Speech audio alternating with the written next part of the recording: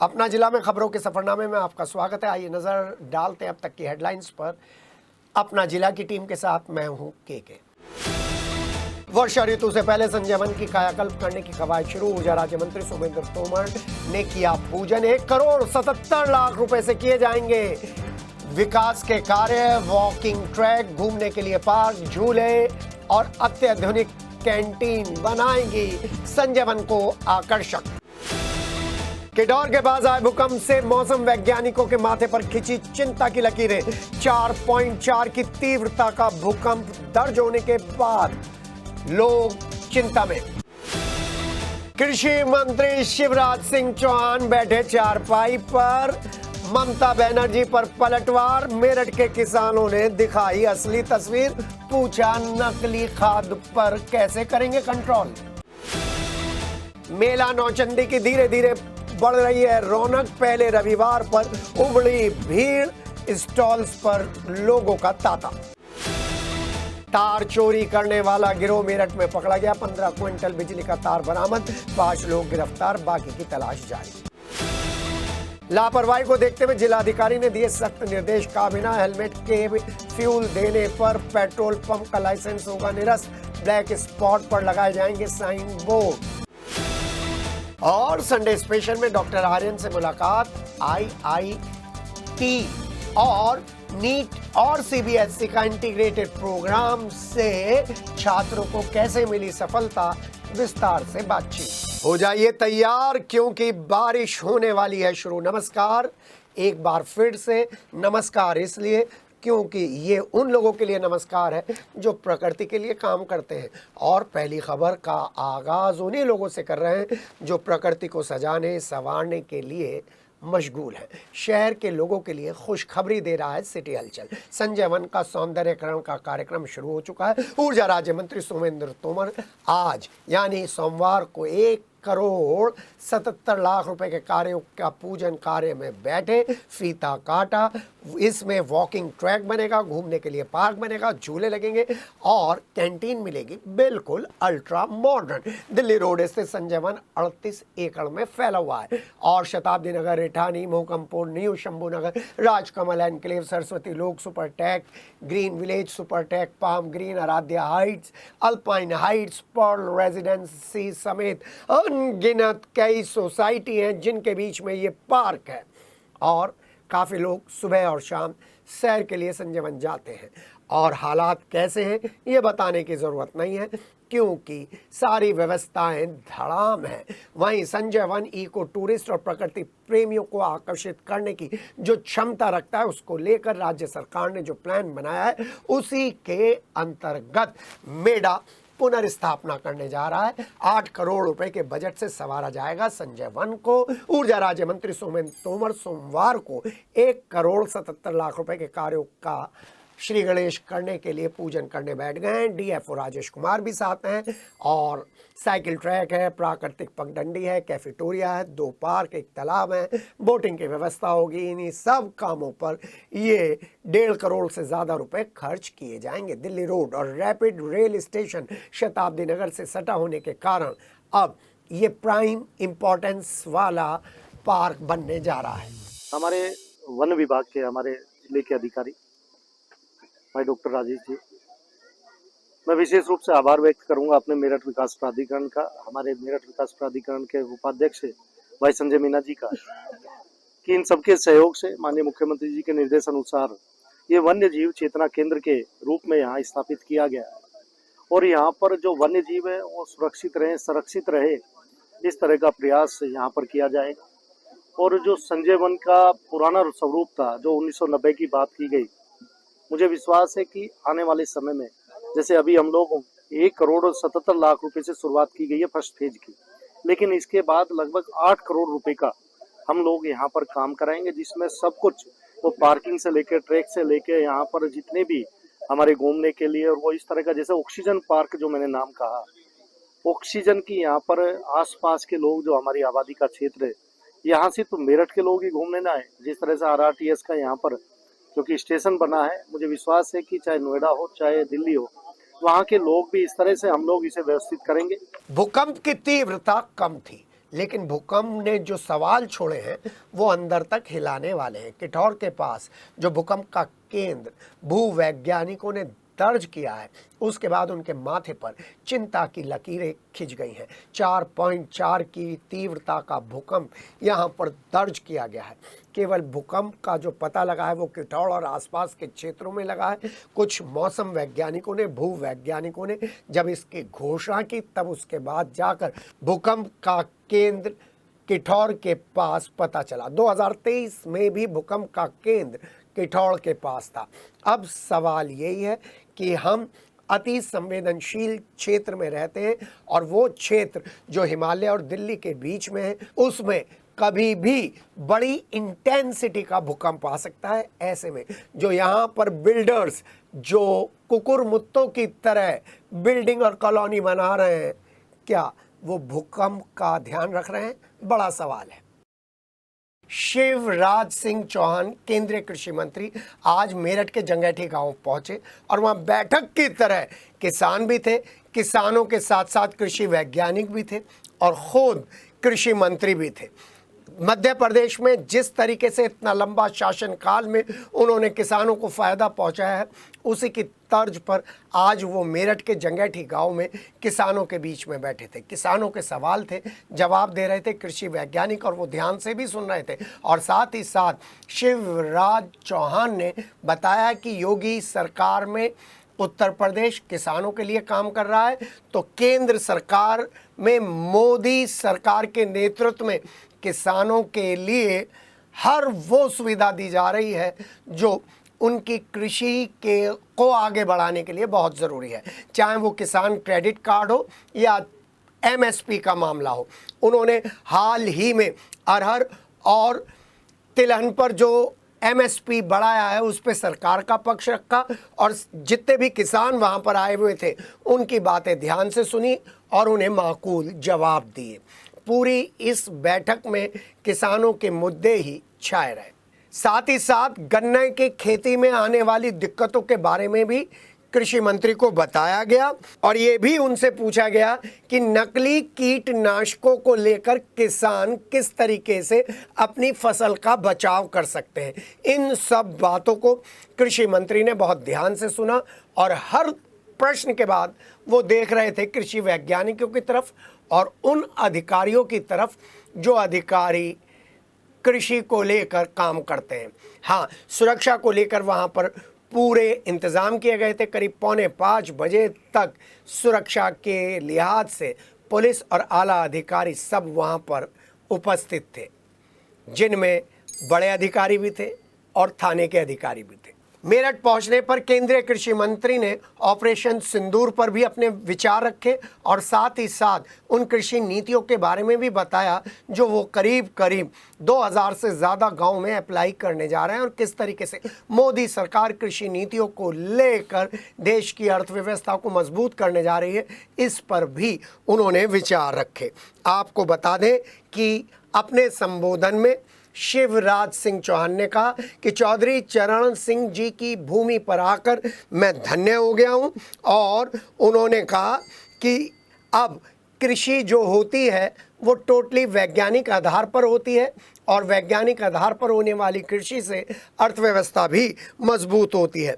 उनकी इस जनसभा में, बैठक में सांसद अरुण गोविल, बागपत के सांसद डॉक्टर राजकुमार सांगवान और उसके अलावा कई बीजेपी के मुख्य नेता भी शामिल थे। सबसे बड़ी बात उन्होंने कहा कि किसानों की आय बढ़ाने के लिए मोदी सरकार काम कर रही है। विकसित भारत का सपना बिना किसान और बिना खेती के अधूरा है। मुख्यमंत्री के रूप में चलिए नौचंदी मेले में लेकर चल रहे हैं, क्योंकि हमने आपको अपने पहले ही एपिसोड में दिखा दिया था कि दिल देना है नौचंदी को, और उसमें जो जो चीज़ें हम आपको दिखा रहे हैं वो लोगों के बीच में आकर्षण का केंद्र बनती जा रही हैं और पटेल मंडप के जो कार्यक्रम है वो लोगों के बीच में आकर्षण का केंद्र है। कव्वालियाँ हो चुकी हैं, कव्वाली के बाद अब अलग अलग स्टॉल्स हैं। इन स्टॉल्स में एक नया स्टॉल लगा है जो हम पहले ही दिखा चुके हैं, मछली वाला स्टॉल, जलपरी वाला स्टॉल, मौत का कुआं, सर्कस, झूले, ये सब आपको नौचंदी में मिलेंगे। और साथ ही साथ हम आपको बता दें, इस बार पूरा नौचंदी मेला सीसीटीवी की फुटेज के कवरेज में है। तो नौचंदी मेले को दिल दीजिए, जाइए, देखिए और जानने की कोशिश कीजिए क्यों इस बार का प्रांतीय नौचंदी मेला कुछ अलग है। मेरठ में रविवार देर रात पुलिस ने बिजली के तार चोरी करने वाले गिरोह के 5 लोगों को अरेस्ट किया है और तारों को गलाने के लिए उन्हें काटने का काम ये लोग कर रहे थे। समाचार जैसे ही पत्रकारों को मिला और सूचना पुलिस को मिली तो लोहिया नगर थाना पुलिस मौके पर पहुंचकर अरेस्ट किया और पत्रकारों ने तुरंत कवरेज कर ली। 15 क्विंटल बिजली का तार बरामद हुआ है। फतेहुल्लापुर चौकी प्रभारी रविवार रात टीम के साथ पैदल गश्त कर रहे थे। इसी दौरान सूचना मिली कि इस्लाम नगर गली नंबर 34 में मुन्ना के मकान में चोरी के बिजली के तारों को गलाने का काम हो रहा है। पुलिस मौके पर पहुंची, छापेमारी की। मौके से साजिद, सलमान, नाजिम, वसीम, नदीम, राशिद उर्फ भूरा और असलम उर्फ फौजी को घेर लिया। चोरी के बिजली तारों को जलाने के लिए कटिंग की जा रही थी। राशिद उर्फ भूरा और असलम मौके से फरार हो गए। पुलिस ने मौके से साजिद, सलमान, नाजिम, वसीम, नदीम को गिरफ्तार कर 15 क्विंटल बिजली का तार, एल्युमिनियम का तार, उपकरणों सहित बरामद कर लिया है। सभी लोहिया नगर के रहने वाले हैं। चलिए इस संडे में आपको वो खबर दिखा रहे हैं जो खबर कभी पुरानी नहीं हो सकती, चाहे आप उसे 1 दिन बाद देखिए, 2 दिन बाद देखिए, 3 दिन बाद देखिए। क्यों? क्योंकि इस खबर में आप हैं इस खबर के सेंटर में। पेट्रोल पंप है इस खबर के सेंटर में। यूनिपोल और अवैध होर्डिंग है इस खबर के सेंटर में। क्योंकि जो बैठक जिला अधिकारी डॉक्टर वी.के. सिंह ने आहूत की थी, उस बैठक का नाम सड़क सुरक्षा को लेकर रखा गया था। और इस बैठक में जब जिला अधिकारी डॉक्टर वी.के. सिंह ने साफ तौर पर निर्देश दिया, अल्टीमेटम दिया उन पेट्रोल पंप मालिकों को जो पेट्रोल पंप दे रहे हैं, उन लोगों को जो हेलमेट लगा कर नहीं आ रहे हैं, तो खबर बड़ी महत्वपूर्ण हो जाती है। आपको बता दें, कलेक्ट्रेट सभागार में जिला अधिकारी डॉक्टर वी.के. सिंह की अध्यक्षता में जिला सड़क सुरक्षा समिति की बैठक में करीब 15 एपिसोड रखे गए, 15 प्रकरण प्रस्तुत किए गए और जिला अधिकारी ने बैठक में स्पष्ट निर्देश देते हुए कहा, यदि पेट्रोल पंप पर बिना हेलमेट के फ्यूल दिया जा रहा है तो इसकी सघन निगरानी की जाए। पेट्रोल पंप नियमों का उल्लंघन करते हुए यदि पेट्रोल पंप पाया जाता है तो उसकी निलंबन भी सुनिश्चित किया जाए। पेट्रोल पंपों पर जन जागरूकता हेतु मीडिया के द्वारा बैनर लगवाए जाएं।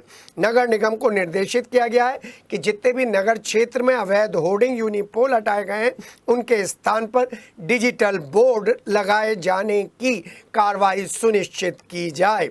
और इसको जो ये कार्रवाई होगी, इस कार्रवाई से इस समिति को सुनिश्चित किया जाए कि हाँ, ये धरातल पर योजनाएं उतर रही हैं। साथ ही साथ उन्होंने ब्लैक स्पॉट को भी निर्देशित करते हुए कहा कि अच्छे साइन बोर्ड लगाए जाएं तथा अन्य कमियों को भी सुधारा जाए, जिससे आम जन को ब्लैक स्पॉट पर से गुजरते वक्त परेशानी का सामना ना करना पड़े और दुर्घटना से बचा जा सके।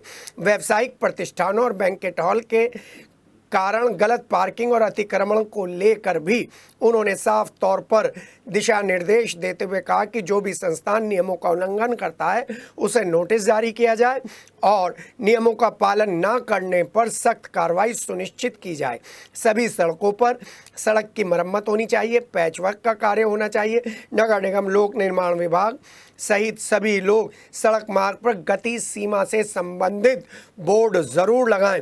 नगर क्षेत्र में टूटे हुए डिवाइडर्स को ठीक किया जाना चाहिए और पिछले वर्ष और इस वर्ष हुई सड़क दुर्घटनाओं का तुलनात्मक अध्ययन कर कारणों का पता लगाते हुए आवश्यक कार्रवाई करनी चाहिए। और यही काम हमने पुलिस नामे में उठाया था दूसरे एपिसोड में, जब हमने दुर्घटनाओं के बारे में बात की थी और हमने बात की थी कि किस तरीके से डीएम के आदेश का उल्लंघन हो रहा है।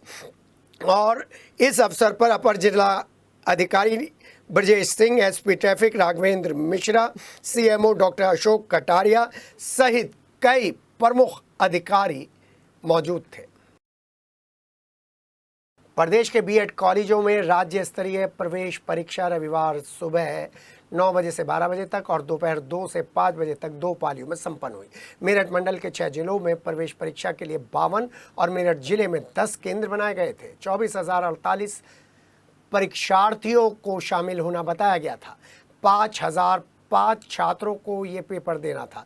बीएड प्रवेश परीक्षा के लिए मेरठ में CCSU campus, DN PG college, DN inter college, Meerut college, NAS college, RG PG college, SD inter college, Sardar Patel municipal inter college केंद्र बनाए गए थे। उधर परीक्षा शुरू होने के आधा घंटे के बाद छात्रों को केंद्र पर एंट्री नहीं दी गई और इसके साथ ही सुरक्षा के भी पुख्ता इंतजाम रखे गए।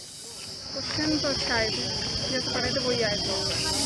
आपने ये भी था बेसिक थिंग्स काफ़ी हद तक आई थी। अगर आपको पहले से आपने थोड़ा किसी एग्जाम की प्रिपरेशन की है तो पेपर इजी था। मेरठ के फायर ब्रिगेड विभाग की लापरवाही सामने आई है। मकान में आग लग गई। तमाम कॉल्स मेरठ फायर ब्रिगेड को किए गए, लेकिन ना तो कॉल उठी और ना ही कोई दमकल विभाग का कर्मचारी या टीम मौके पर पहुंची। पूरा मामला रेलवे रोड थाना क्षेत्र का है।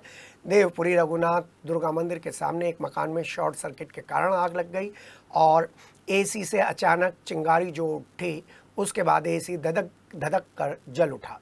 पीड़ित ने तुरंत फायर ब्रिगेड को कॉल किया। कई कॉल्स मेरठ फायर ब्रिगेड विभाग को किए गए। काफ़ी देर तक कॉल करने पर भी फायर ब्रिगेड की ना तो कॉल उठी और ना ही फायर ब्रिगेड की टीम मौके पर पहुंची। मकान के अंदर से धुएं का गुबार निकलता देख घबराए सहमे बच्चे भी चिल्लाने लगे, लेकिन कोई भी सहायता के लिए नहीं पहुंच पाया। आग लगने के साथ साथ फायर ब्रिगेड विभाग को की गई कॉल्स की स्क्रीनशॉट भी हम आपको दिखा रहे हैं। यदि कोई बड़ा हादसा हो जाता तो जिम्मेदार कौन होता? श्री खाटू श्याम चैरिटेबल ट्रस्ट जागृति विहार के सानिध्य में श्री राधे श्याम सेवा समिति द्वारा एक रक्तदान शिविर का आयोजन किया गया और श्री राम मंदिर किला रोड चेक पोस्ट पर इसका आयोजन किया गया। उद्घाटन राज्य मंत्री संजीव गोयल सिक्का ने किया। रक्तदान शिविर में एसएम हॉस्पिटल के जाने माने ब्लड बैंक के डॉक्टर्स ने सहयोग दिया। 50 से अधिक लोगों ने रक्तदान दिया और देश के सुरक्षाकर्मी और ज़रूरतमंदों के लिए इस रक्त को इस्तेमाल किया जाएगा। शिविर में कार्तिक गुप्ता, शैलेंद्र शर्मा, अनिल शर्मा समेत खाटू श्याम चैरिटेबल ट्रस्ट के संस्थापक भी उपस्थित रहे। 21 जून को मनाए जाने वाले अंतर्राष्ट्रीय योग दिवस के उपलक्ष्य में कार्यक्रमों की श्रृंखला चौधरी चरण सिंह विश्वविद्यालय में शुरू हो गई है। 1 जून से सुबह 6 बजे से ये जो श्रृंखला शुरू हुई है, ये 21 जून तक चलती रहेगी और आपको बता दें 14 दिनों का एक विशेष यहाँ पर कैंप लगाया जा रहा है और आज इस कैंप की जो शुरुआत हुई है वो मैराथन दौड़ से हुई है। उसके बाद विश्वविद्यालय से जुड़ी तमाम हस्तियों ने सुबह 6 बजे योग मैदान में पहुंचकर योग किया। आपको बता दें, योग विज्ञान विभाग चौधरी चरण सिंह विश्वविद्यालय मेरठ के परिसर में नवनिर्मित योग पार्क में 14 दिवसीय योग शिविर का आरंभ आज हो गया। शिविर का शुभारंभ प्रतिकुलपति प्रोफेसर मर्दुल गुप्ता और चीफ प्रॉक्टर प्रोफेसर वीरपाल और साहित्यिक सांस्कृतिक परिषद के समन्वयक प्रोफेसर के शर्मा द्वारा दीप प्रज्वलित कर किया गया। योग शिविर में काफ़ी संख्या में लोग उपस्थित हुए। वहीं कार्यक्रमों की श्रृंखला में सुबह 6 बजे विश्वविद्यालय के शारीरिक शिक्षा विभाग के सहयोग से क्रीड़ा परिसर में मैराथन दौड़ का आयोजन किया गया। कार्यक्रम के आयोजन के लिए कई प्रमुख हस्तियां उपस्थित थी। पुलिसनामा इस बार बिल्कुल सटीक। क्या काली नदी के पास का एरिया आत्महत्या का स्पॉट बन गया है? वहाँ पर जितनी भी दुर्घटनाएं होती हैं, जितनी भी मौतें होती हैं, उनकी पोस्टमार्टम रिपोर्ट आने से पहले ही ये घोषित कर दिया जाता है कि ये आत्महत्या है। पिछले 1-1.5 साल का डाटा उठा के देख लीजिए और ताज़ा घटनाक्रम है तुषार सैनी हत्याकांड का। आँख में लगी हुई गोली क्या आत्महत्या हो सकती है?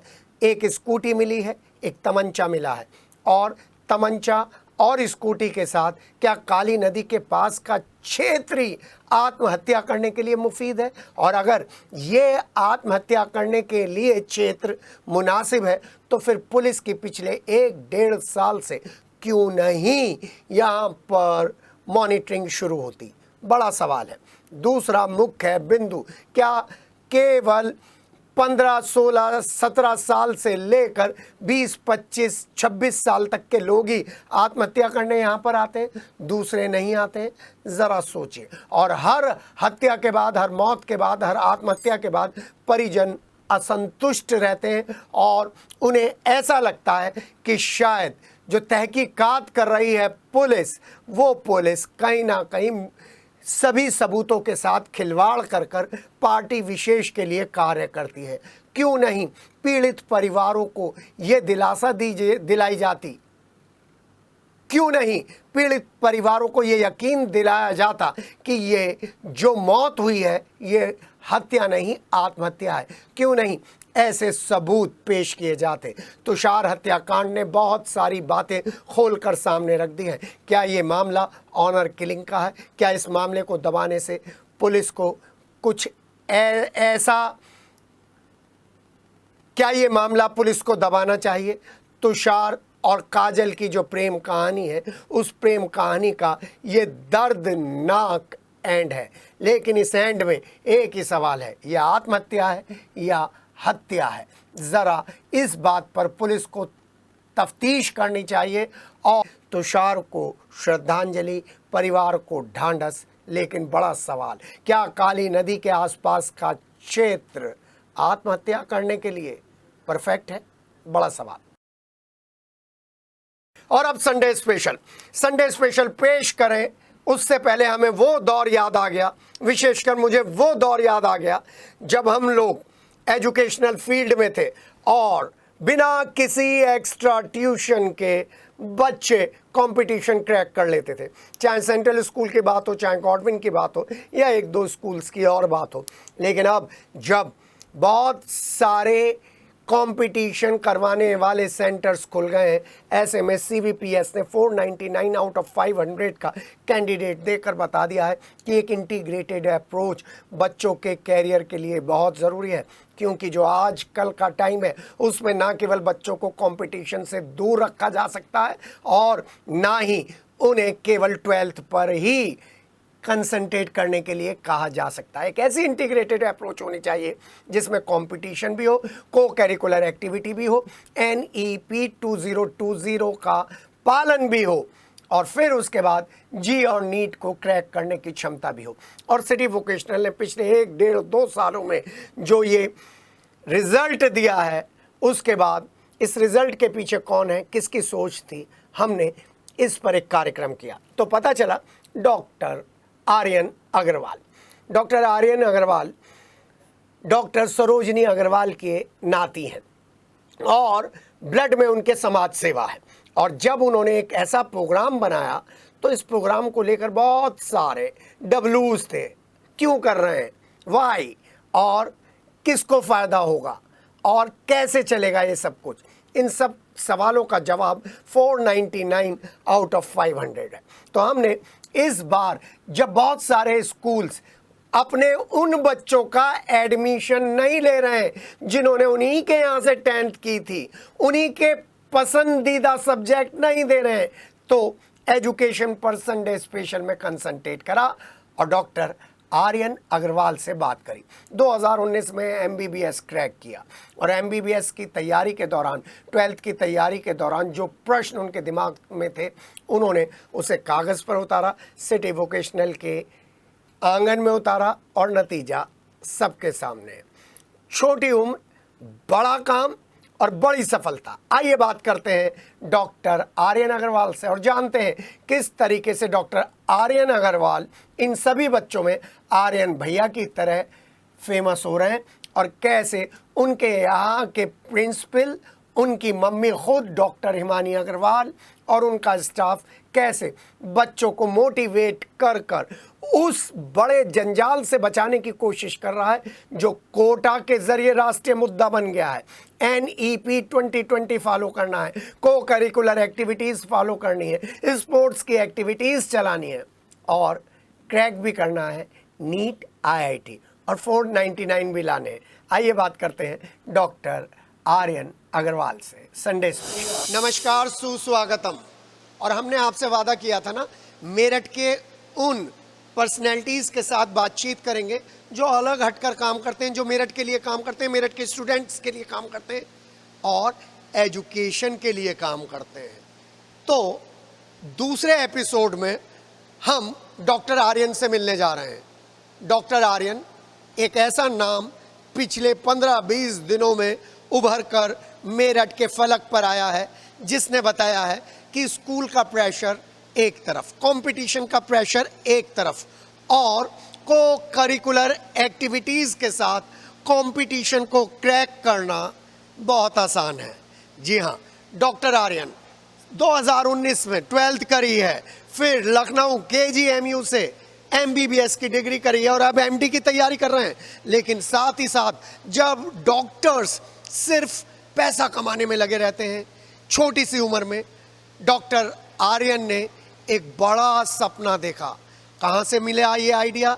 ये आइडिया मिला अपनी स्कूल लाइफ से, ये आइडिया मिला कोटा के प्रेशर से कि क्यों ना मेरठ में दादाओं नानाओं का जो धरोहर है उसे बच्चों को समर्पित कर दिया जाए। खुद अभी किशोर अवस्था से जस्ट एक कदम ही आगे रखा है डॉक्टर आर्यन ने और CBSE के फलक पर CBPS का नाम रोशन कर दिया है। हमारे साथ डॉक्टर आर्यन है। देखने में उम्र छोटी जरूर है लेकिन विजन बहुत बड़ा है। सर नमस्कार, स्वागत है आपका। नमस्ते सर, बहुत बहुत धन्यवाद आपका। सर दिशा पकड़ लिया आपने। जी सर। और ये दिशा मेरठ को दिखा रहे हैं। हाँ सर, हमने जो सपना लेके चीज़ें शुरू करी थी 2 साल पहले कि स्कूल से ही बच्चा CBSE की सारी तैयारी कर पाए, 12th अपना बोर्ड्स की तैयारी कर पाए और साथ ही साथ नीट और JEE में दोनों कॉम्पिटिटिव एग्ज़ाम्स में भी अच्छा कर पाए, तो वो जब सपना कहीं ना कहीं साकार होता है तो एक खुशी तो होती है और जब बच्चों का सिलेक्शन होता है तो उससे बड़ी बात कुछ नहीं हो सकती है। मैं डॉक्टर आर्यन कहता हुआ बड़ा सक पका रहा हूँ। आपकी उम्र डॉक्टर के साथ मैच नहीं करती है और फिर विजन इतना बड़ा, नाना का विजन, दादा का विजन, मम्मी का विजन, नानी का विजन, इतने सारे विजन्स का प्रेशर था और एक नया सेटअप था। कैसे अपने आप को एडजस्ट किया? नहीं सर, लेगेसी बहुत बड़ी है। बिल्कुल सर, उससे कहीं ना कहीं एक सपोर्ट भी मिलता है। प्रेशर तो थोड़ा बहुत होता ही है पर कहीं ना कहीं उस विज़न से जो एक सपोर्ट मिलता है और दिमाग जो खुला कि नहीं कुछ स्टूडेंट्स के लिए कुछ अच्छा करना है। जो प्रॉब्लम्स अपने टाइम पे मैंने फेस करी, जब नीट की तैयारी कर रहा था, स्कूल जाता था, फिर कोचिंग जाता था, तो कई सारी समस्याएं आई, तो उनको जब मैंने देखा और कहीं ना कहीं ये दिमाग में था कि कुछ करना है क्योंकि पूरे घर में ही एक लेगेसी रही है, तो उसको आगे बढ़ाने के लिए कुछ बच्चों के लिए एक ऐसी चीज़ करनी है जिससे कि उनका टाइम और मनी दोनों ही बच सके। जी हाँ, time, money, competition, pressure, psychological pressure और उससे ऊपर CBPS के सामने वो लेगेसी को मेंटेन करना जो CBSE स्कूल्स में CBPS ने बहुत सालों तक करी है। मैं अपने सहयोगी अमित से कहूँगा ज़रा वो फ्लैग्स दिखा दें, जो फ्लैग्स यहाँ पर लगे हुए हैं, नाना की तस्वीर है और ये लेगेसी जो आपके सामने है उसमें आप कंपटीशन को क्रैक करने की सबसे बड़ी पॉलिसी डॉक्टर आर्यन ने इंट्रोड्यूस कर दी है। नानी ने, मम्मी ने इस लेगेसी को खड़ा किया और सोने के पंख लगाए आर्यन ने। आर्यन क्यों कंपटीशन की तरफ ही कंसंट्रेट करा? आपके तो अस्पताल हैं, दूसरी चीज़ें हैं, वहाँ जाते, पैसे कमाते, बाहर जाके पढ़ते, क्यों इतनी मेहनत का काम कर रहे हैं? क्यों सोशल सर्विस में कूद पड़े आर्यन? सर बस जैसा मैंने पहले ही बोला कि मैंने खुद कई सारी समस्या फेस करी और क्योंकि मेरी मम्मी जो है वो सिंगल मदर हैं, तो किसी कारणवश से मुझे समझ में आया कि शायद कोटा जाना पड़ेगा तैयारी के लिए। पर जब मेरी मम्मी सिंगल थी तो उनके साथ रहना भी बहुत एक अनिवार्य था, वो चीज़ मेरी प्रायोरिटी थी, तो मैं किसी कारण से कोटा नहीं जा पाया। तो तब मुझे लगा कि अब तैयारी काफ़ी मुश्किल है। मेरठ में ऐसी सुविधा नहीं थी कि बच्चा एक जगह जाके कहीं अच्छी तैयारी कर पाए। यही सुना था कि आपको कोटा जाना पड़ेगा, बड़े बड़े शहरों में जाना पड़ेगा, वहीं से आप नीट और JEE जैसे एग्ज़ाम अच्छे से निकाल पाएंगे। तो मैंने बहुत मेहनत करनी पड़ी, तब जाके इस वजह से मेरे को 2 अटेम्प्ट भी लग गए नीट की तैयारी में, तो मेरा दूसरी बार में सिलेक्शन हुआ। 12th के साथ मेरा सिलेक्शन नहीं हो पाया था। तो मुझे ये बात समझ में आई कि ऐसे मेरे अलावा बहुत सारे लोग हैं जो बहुत मेहनत करते हैं, बच्चे बहुत अच्छे होते हैं, जिनके परिवार वाले बहुत उनका साथ देते हैं, पैसा भी खर्च करते हैं, पर बच्चे नहीं कर पाते क्योंकि सफलता नहीं मिल पाती। और वो सिर्फ इस कारण से नहीं मिल पाती कि बच्चे के पास वो सुविधाएं ही नहीं है, बच्चे के पास वो टीचर्स का वो लेवल ही नहीं है। जो स्कूल कोचिंग में टीचर्स हैं वो एक सेम लेवल पे आके नहीं पढ़ा रहे हैं, और कहीं ना कहीं जो स्कूल और कोचिंग के बीच में गैप है वो बहुत बड़ा है। जी हाँ, इस उम्र में इस गैप की बात करना वाकई बड़ी बात है। आइए ऑफिस में चलते हैं, बैठकर बात करते हैं, जानते हैं कि ये जो कंपटीशन और सिलेबस के बीच का गैप है उसे आर्यन ने किस तरीके से कवर अप किया, साइकोलॉजिकल प्रेशर दूर किया और बच्चों को एक विश्वास दिलाया कि हाँ I can do, I will do. करते हैं बात। स्कूल चलाना आसान काम है उन लोगों के लिए जो स्कूल को बिजनेस समझते हैं, एजुकेशन को एक अलग मोड़ पर ले जाकर छोड़ देते हैं। लेकिन स्कूल चलाना बहुत मुश्किल काम है जब हर बच्चे के कैरियर को एक मुकाम देना है। और ऐसे में जब सिंगल मदर हिमानी अग्रवाल अपने बेटे को घुट्टी में समाज सेवा देती हैं, नानी समाज सेविका बनकर एक उदाहरण प्रस्तुत करती हैं, तो फिर आर्यन क्यों ना चमत्कार करें। जी हाँ, आर्यन मेरे साथ इसलिए हैं कि वो सिटी वोकेशनल पब्लिक स्कूल के मालिकों में से नहीं है, बल्कि इसलिए है क्योंकि उन्होंने एजुकेशन को रीडिफाइन किया है NEP 2020 के जरिए। क्योंकि जिस तरीके से ये कंपटीशन क्रैक किया है विद द CBSE टॉपर, वो बताता है कि जो को करिकुलर एक्टिविटीज़ हैं, जो CBSE की एक्टिविटीज़ हैं और जो NEP 2020 है, वो सब सिटी वोकेशनल के आंगन में पनप रहा है, फल रहा है, फूल रहा है। गलत तो नहीं कह दिया आर्यन? नहीं सर, बिल्कुल ठीक बात है। और जैसा न्यू एजुकेशन पॉलिसी का भी आपने जिक्र करा, तो अब CBSE भी ये डिमांड कर रही है कि बच्चा सिर्फ क्वेश्चन चीज़ें याद ना करे, याद करके पेपर में उगल आए, वो चीज़ें अब पॉसिबल नहीं हो पा रही हैं। CBSE का ध्यान है कॉम्पिटेंसी बेस्ड क्वेश्चंस पे, को करिकुलर एक्टिविटीज़ पे, इवन रोबोटिक्स, AI जैसे सब्जेक्ट्स भी अब ऐड करे जा रहे हैं।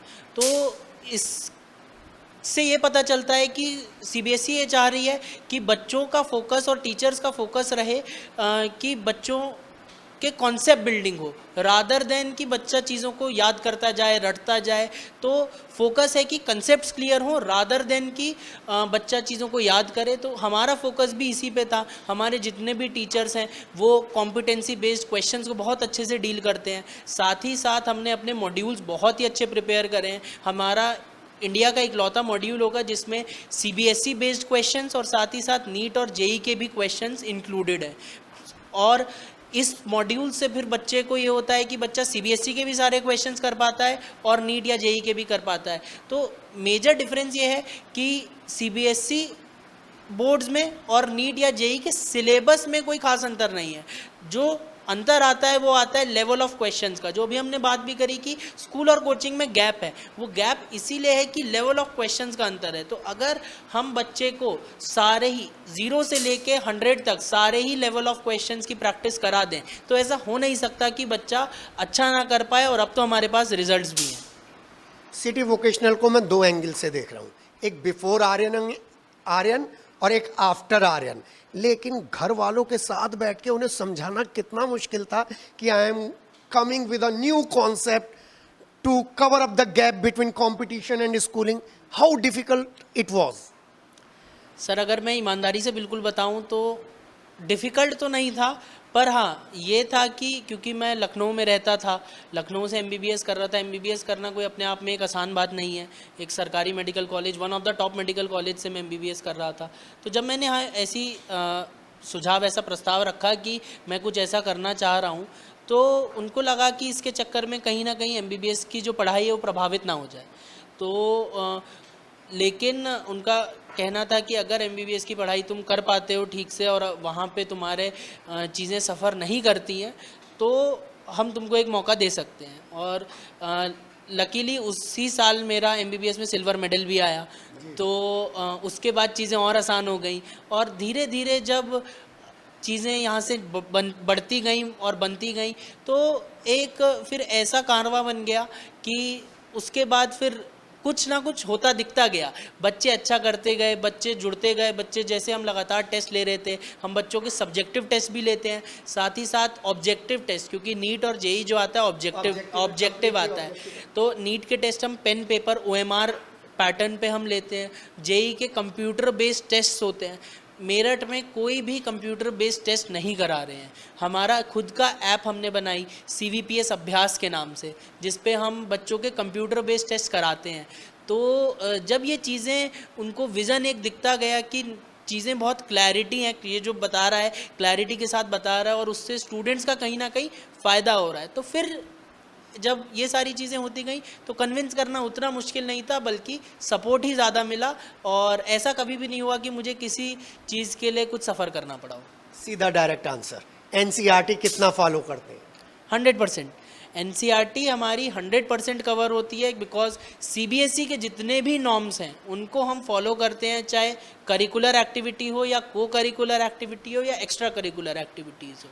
हम नीट जेई की तैयारी ज़रूर कराते हैं, लेकिन ऐसा नहीं है कि हम CBSE की तैयारी नहीं कराते हैं। हम ऑप्शन 5th सब्जेक्ट जो होता है, 6th सब्जेक्ट जो होता है, जो लैंग्वेज वाला पोर्शन होता है, जनरली कोचिंग इंस्टीट्यूट्स उसको नहीं कराते हैं। तो कई बार जब हम ये बोलते हैं कि हम नीट जेई की तैयारी कराते हैं, तो बच्चों को, पेरेंट्स को ऐसा लगता है कि हम शायद इंग्लिश की पढ़ाई नहीं करवाएंगे, या फिर जो 6 सब्जेक्ट्स है, 5th सब्जेक्ट है, उसकी तैयारी नहीं कराएंगे। पर ऐसा बिल्कुल भी नहीं है। हम जो भी स्कूल सिस्टम में चीज़ें हम एक्सपेक्ट करता है, एक पेरेंट, एक बच्चा एक अच्छे स्कूल से एक्सपेक्ट करता है, वो सारी ही चीज़ें अकॉर्डिंग टू नॉर्म्स उसको मिलती हैं, चाहे वो CBSE के प्रैक्टिकल्स हों या फिर अब बहुत ही एक इम्पॉर्टेंट चीज़ है कि साइकोलॉजिस्ट, CBSE ने बोला है कि आपको एक साइकोलॉजिस्ट हायर ज़रूर करने पड़ेंगे, क्योंकि हमने देखा है कोटा में जो भी बच्चे जाते हैं बहुत दबाव उनके ऊपर हो जाता है, कई बार इतना ज़्यादा प्रेशर क्रिएट हो जाता है कि बच्चा गलत कदम उठाने पर भी मजबूर हो जाता है। तो उसके लिए हमारी भारत सरकार ने एक नॉर्म बनाया है कि हर स्कूल कोचिंग को साइकोलॉजिस्ट हायर करने चाहिए, उनके लगातार सेशंस कराने चाहिए। तो ये चीज़ तो हम 2 साल से ही करा रहे हैं। कहीं ना कहीं जब उसके बाद ये नॉर्म्स आए हैं, उससे पहले से ही हमारा है डॉक्टर रितु केला मैम, हमारे अपने स्कूल में अफशा मैम है हमारी जो साइकोलॉजिस्ट हैं, उनके सेशंस रेगुलर इंटरवल्स पे हम कराते हैं। ख़ास तौर पे हम कोशिश करते हैं कि एग्ज़ाम से पहले ज़रूर कराएं, जिससे कि बच्चा अच्छा करे पर दबाव कभी भी महसूस ना करे और बच्चा गलत कदम उठाने पर तो कभी भी मजबूर ना हो। जी हाँ, इसलिए तो मैंने ये स्पेशल सेशन रखा है, और इसका पर्पस, बेसिक पर्पस ये है कि जब हर चौपले पर आपको एक बड़ा सा होर्डिंग नज़र आता है कोचिंग का, और हर 15-20 दिन बाद एक सुसाइडल केस नज़र आता है, तो फिर हम सोचते हैं पढ़ाई इम्पॉर्टेंट है या बच्चा इम्पॉर्टेंट है। जी हाँ, यहाँ पढ़ाई भी इम्पॉर्टेंट है, बच्चा भी इम्पॉर्टेंट है, लेगेसी जो है वो कहीं भी इधर से उधर नहीं होने देती। मैं एक और क्वेश्चन पूछता हूँ, आपका जो ये स्टार बैच होता है, इसमें 2 प्रॉब्लम्स आएंगी, एक सिलेक्शन ऑफ स्टूडेंट्स, एक सिलेक्शन ऑफ फैकल्टी। इन दोनों को कैसे साइड बाय साइड आप डील करते हैं? कि फैकल्टी का जो हमारा हायरिंग प्रोसेस है वो काफ़ी स्मूथ है और मल्टीपल लेवल्स के थ्रू जाता है। पहले उनका एक रिटन टेस्ट होता है, उसके बाद उनका एक डेमो होता है, एंड देन उनका इंटरव्यू होता है। तो ये 3 स्टेप से हमारा जो रिक्रूटमेंट प्रोसेस है वो वर्क करता है। ऑब्वियसली एजुकेशनल क्वालिफिकेशन उनकी बहुत नेसेसरी है, एंड साथ ही साथ उनका जो एक्सपीरियंस है वो बहुत ज़्यादा इंपॉर्टेंट होता है। तो फैकल्टी हायरिंग का प्रोसेस हम बहुत ही ट्रांसपेरेंट रखना चाहते हैं और बहुत ही एक मल्टीपल लेवल्स के थ्रू रखना चाहते हैं, जिससे कि जो भी फैकल्टी बच्चे को मिले वो काबिल हो। और अगर फैकल्टी वहाँ पे 1 घंटे की क्लास लेने गई है तो उनका देह बनता है कि वो बच्चों को कुछ बेहतर नॉलेज दे पाएँ और सॉलिड, हाँ, और सॉलिड चीज़ दे पाएँ। सबसे बड़ी बात कि रिजल्ट ड्रिवन चीज़ें हों रादर देन बच्चों को खुश करने वाली बात हो, क्योंकि कई बार ऐसा हमने देखा है कि जब बच्चों को बहुत आसान चीज़ें कराई जाती हैं तो बच्चे खुश तो ज़रूर हो जाते हैं, लेकिन उनका सिलेक्शन नहीं हो पाता। ये आप अपने अनुभव से बता रहे हैं? ये बिल्कुल मैं अपने अनुभव से बता रहा हूँ। मैं ऐसी कई जगह पढ़ता था जहाँ पे एग्ज़ाम ओरिएंटेड ना पढ़ा के बच्चों के सेटिस्फैक्शन ओरिएंटेड ज़्यादा चीज़ें कराई जाती थी। और बच्चों का सिलेक्शन स्टार बैच में कितने बच्चे होते हैं? स्टार बैच में जो अभी हमारा लास्ट ईयर था, जो जेई का बैच अगर मैं आपको बताऊं तो उसमें हमारे जेई और नीट दोनों मिला के हमारे पास अराउंड 47 बच्चे थे और टोटल हमारे सिलेक्शंस अराउंड 15 है। बड़ा 47 हमारे 15 सिलेक्शंस आप कह सकते हैं, जिसमें नीट का रिजल्ट अभी अवेटेड है। तो नीट का एक बार रिजल्ट आएगा तो उम्मीद है कि हमारे कुछ सिलेक्शंस उसमें और जुड़ेंगे। ये एक सवाल जनरली सब लोगों के पास पहुंचता है कि आप कब से बच्चों का टैलेंट निखारना शुरू कर देते हैं अपने सिटी वोकेशनल में, 8th क्लास से, 6 से, या आफ्टर 9th और 10th? सर अगर मैं आपको बताऊं, जो हमारा अभी सीबीएसई टॉपर है, जो मेंस जेई मेंस में मेरा टॉपर भी है, करण पिलानिया, वो तीसरी क्लास से हमारे स्कूल में था। तो और जो बच्चे ने अच्छा करा, शिवांश माही यूकेजी से हमारे स्कूल में है, तो किंडरगार्टन से वो हमारे स्कूल में है। तो कहीं ना कहीं हमारा जो फोकस है वो बहुत ही जूनियर क्लास से है। हम उसमें भले ही एक्स्ट्रा चीज़ें ना कराएं, लेकिन बच्चों को क्लैरिटी ऑफ थॉट देना बहुत इंपॉर्टेंट है। ये कोचिंग नहीं दे सकता जो आप दे रहे हैं सिंस बिगनिंग। ये कोई कोचिंग नहीं दे सकता, बिल्कुल ठीक बात है। और हमारे पास वो एक एडिड एडवांटेज है कि हम बच्चे को बहुत ही छोटी उम्र से ग्रूम कर सकते हैं। बच्चे के ऊपर अनड्यू प्रेशर ना क्रिएट करें, पर बच्चे को एक सही डायरेक्शन ज़रूर देने की हम कोशिश करते हैं। जहाँ तक बात है स्टार बैच की, तो स्टार बैच में हमने 9th से 12th तक के बैचेस अभी हमने स्टार्ट करें। और कई कोचिंग हमने देखा है कि 6 से बैचेस स्टार्ट करते हैं, वो बच्चों पे बहुत ज़्यादा प्रेशर क्रिएट करने वाली बात ज़्यादा हो जाती है। हम कोशिश करते हैं कि बच्चों को क्वालिटी एजुकेशन जूनियर क्लासेस से मिले, लेकिन वो अपनी डेडिकेटेड प्रिपरेशन नीट और जेई की मैक्सिमम 4 साल करे। इससे ज़्यादा अगर करेगा तो जैसा हमने बात करी कि बच्चा बहुत ज़्यादा प्रेशर क्रिएट होगा और फिर उसके रिजल्ट बहुत ज़्यादा अच्छे नहीं हो पाते।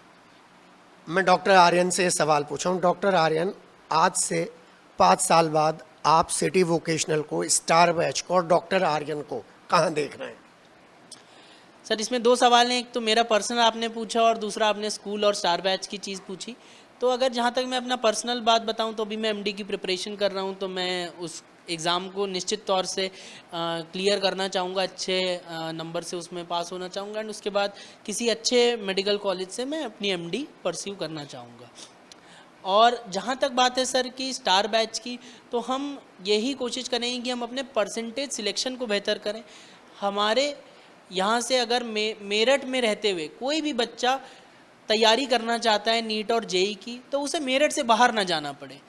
हमें बहुत सारे बच्चे, हज़ारों लाखों बच्चे पढ़ाने का कोई शौक़ नहीं है, हमें मल्टीपल ब्रांचेस खोलने का कोई शौक़ नहीं है। हमारी बस एक ही सोच है कि मेरठ का बच्चा मेरठ में रह के जो रैंक लाना चाहता है, अगर वो फर्स्ट रैंक लाना चाहता है, बच्चे में काबिलियत है, तो मेरठ में उसको वो सुविधा मिलनी चाहिए कि बच्चा अच्छा कर पाए। और जितने बच्चे हमारे यहाँ एनरोल होते हैं उसमें से जितने ज़्यादा परसेंटेज ऑफ स्टूडेंट्स बेहतर कर पाएँ, नंबर से ज़्यादा हमारा ये फोकस है कि जितना परसेंटेज सिलेक्शन बेहतर हो। अगर अभी हमारे पास 33% बच्चों का सिलेक्शन हुआ है, तो एक ऐसे हमारे पास जो एनरोल हो रहे हैं वो 50% बच्चा सिलेक्ट होके जाए।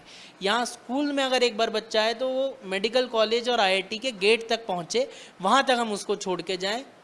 और यही हमारी कोशिश है कि बच्चा स्कूल में आए और कॉलेज तक यहाँ से पहुँच पाए, तो हमारे लिए बहुत एक खुशी वाली बात होगी। माँ हिमानी का कितना बड़ा रोल है आपकी लाइफ में? सिंगल मदर है, कितने साल के थे जब पापा चले गए? सर मैं 3.5 साल का था जब मेरे पापा की रोड ट्रैफिक एक्सीडेंट में मृत्यु हो गई थी। तो उसके बाद से तो सर मतलब चीज़ें पूरी तरीके से बदल जाती हैं। पैम्पर चाइल्ड तो आप कभी नहीं रहे होगे, मुझे ऐसा लग रहा है। नहीं सर, पैम्पर्ड तो नहीं था, बल्कि सिंगल जब मदर होती हैं तो बहुत सारी चीज़ें समझनी भी पड़ती हैं, और वर्किंग भी थी मदर ऑब्वियसली। तो उन्होंने अपना सेंटर कुछ साल पहले ही खोला था, बल्कि जब मैं 2 साल का था तब सेंटर खोला था, और उसके 1.5 साल बाद ही फादर की डेथ हो गई थी। तो उसके बाद से चीज़ें काफ़ी चैलेंजिंग रहीं और बहुत मेहनत करी मम्मी ने मेरे साथ। और अगर मैं एक लाइन में बोलूँ तो आज मैं जो कुछ भी उन्हीं की वजह से हूँ। तो जो भी चीज़ है उसमें कहीं ना कहीं उनका योगदान तो सबसे ज़्यादा है, और उस चीज़ को तो कोई भी नकार नहीं सकता। 2 माँ हैं आपके पास, डॉक्टर सरोजनी अग्रवाल, डॉक्टर हिमानी अग्रवाल। बिल्कुल सर, डबल माँ। हाँ, जो मेरी नानी जी हैं उन्होंने 3 बार एमएलसी रही हैं, तो उन्होंने बहुत ज़्यादा लोगों के लिए बहुत कुछ करा है। एक गायनेकोलॉजिस्ट भी थी, तब उन्होंने बहुत मेहनत करती थी, वो मैं देखता था। दिन दिन रात भर उनका सोने उठने का कोई टाइम नहीं होता था, क्योंकि गायनी की प्रैक्टिस ऐसी है कि बहुत ज़्यादा समय नहीं मिल पाता है। जब लेबर पेन जो होता है वो रात को 2 बजे भी हो सकता है, शाम को 4 बजे भी हो सकता है। और जब जहाँ तक बात आती है डिलीवरी की, तो अगर उन्हें नानी से कराना है तो उनसे ही कराना है। तो मेरे को तो लगता है कि उन्होंने बहुत मेहनत करी है, बहुत हार्ड वर्क करा है। तो अगर स्कूल बेहतर करेगा तो कहीं ना कहीं उनको एक खुशी मिलेगी और अच्छा लगेगा उन्हें। आप लोगों की सोच पर मुझे फ़क्र होता है, जो आप लोगों की सोच है, इसलिए क्योंकि मैं स्कूल्स की भीड़ देख रहा हूँ, उसमें आपने सिलेक्शन ऑफ प्रिंसिपल ऐसा किया है जो आज भी हाथ में चौक लेकर बच्चों के बीच में पहुंच जाते हैं। कैसे सिलेक्शन किया डॉक्टर एनपी सिंह का, क्योंकि वो तो ऑलमोस्ट रिटायर होने की वर्ज पर थे। सर मतलब इसमें जो कई चीज़ भाग्य का भी रोल होता है इसमें, कि उस समय सर एकदम खाली थे। सर अभी किसी स्कूल में तब उस टाइम पे एज एक्टिव प्रिंसिपल वर्क नहीं कर रहे थे। और कई बार सर ऐसी चीज़ होती है कि हम जैसे होते हैं वैसे ही लोग हमारे साथ जुड़ते जाते हैं। तो जब सोच एक डायरेक्शन में होती है तो प्रिंसिपल सर भी हमें कहीं ना कहीं से ऐसे ही मिल गए। ये तो इस चीज़ के लिए हम बहुत लकी हैं। और जहाँ तक बात है सर की, तो सर एक रिनाउंड मैथमेटिशियन है। सर खुद क्लासेस लेते हैं, जैसा कि आपने भी जिक्र करा। इनफैक्ट सर सबसे बड़ी बात कि आफ्टर स्कूल बच्चे रुक के स्टडी करते हैं। स्कूल में जो स्टार बैच के ही बच्चे हैं वो इवनिंग में 4 to 10 PM यहीं पे बैठ के कई बच्चे हैं जो willingly free of cost study करते हैं। सर उनके साथ बैठते हैं, उनके साथ खाना खाते हैं, उनको एक एक प्रॉब्लम उनकी सुनते हैं। और सर भी यहाँ से सुबह से लेकर रात तक यहीं बैठे रहते हैं उन बच्चों के साथ।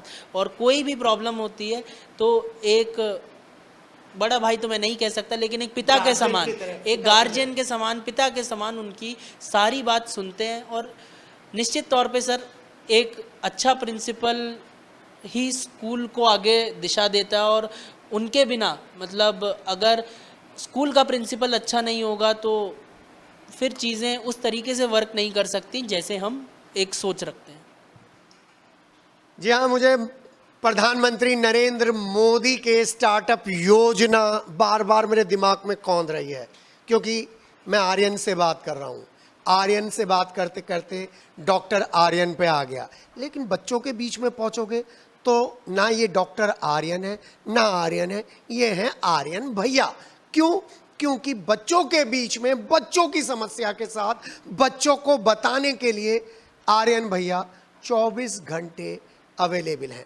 जब बच्चों में, अंतिम सवाल है सर, जब बच्चों में बैठते हैं तो बच्चों को कैसे मोटिवेट करते हैं, कैसे कहते हैं कि नहीं करो, आप कर सकते हो, उन बच्चों के लिए जो कोशिश कर रहे हैं नीट के लिए और जी के लिए?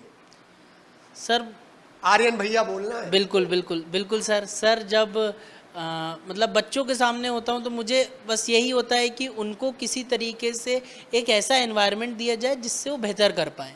और क्योंकि मैं खुद उस पड़ाव से गुजरा हूँ तो मुझे पता है कि क्या क्या इनसिक्योरिटीज़ फील होती हैं, हार्मोनल चेंजेस इस एज ग्रुप में होते हैं। बच्चे से हम बहुत पढ़ाई करने की एक्सपेक्टेशन रखते हैं, उम्मीद रखते हैं। बच्चे के ऊपर फैमिली का भी बहुत प्रेशर रहता है कि आपको अच्छा करना है, आपको एक अच्छा डॉक्टर बनना है, एक अच्छा इंजीनियर बनना है।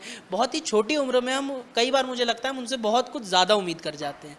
तो एक बड़े भाई की तरह ही मैं उनके साथ बैठता हूँ और ये कोशिश करता हूँ कि उनकी कोई भी समस्या हो, चाहे एकेडमिक हो, नॉन एकेडमिक हो, उसका हल निकल सके।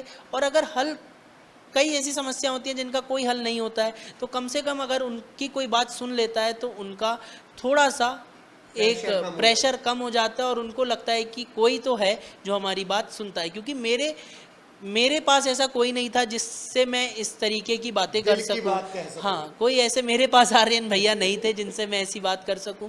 और तो इसलिए मैं चाहता हूं कि उनके पास एक ऐसा कोई पर्सन हो जिससे वो अपनी सारी बातें कर सकें। और जहाँ तक आपने बताया कि प्रधानमंत्री जो हमारे हैं श्री नरेंद्र मोदी जी, उनकी जो बात है तो उनके बारे में उनकी एक मैं इंटरव्यू सुन रहा था तो उन्होंने कहा था कि टीचर वही अच्छा है जो जिसके स्टूडेंट्स उसको अपनी शादी का कार्ड देने आए हैं। नहीं तो आप सिर्फ पढ़ा रहे हैं, आप दुनिया नहीं बदल रहे हैं।